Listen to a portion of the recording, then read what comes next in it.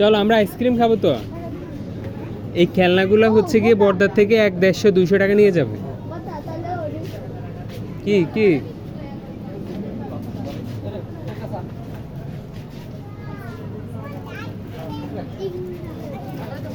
পরে পরে বর্দার কাছে এখন বেশি টাকা নাই, আসো।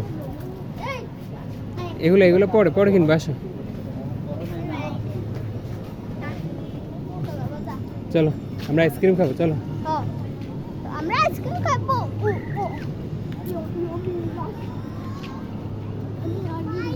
একবার যদি আমরা গেট থেকে বের হয়ে যাই আর ভিতরে ঢুকতে পারবো না টাকা ছাড়া।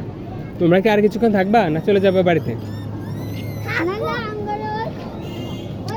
শোনো,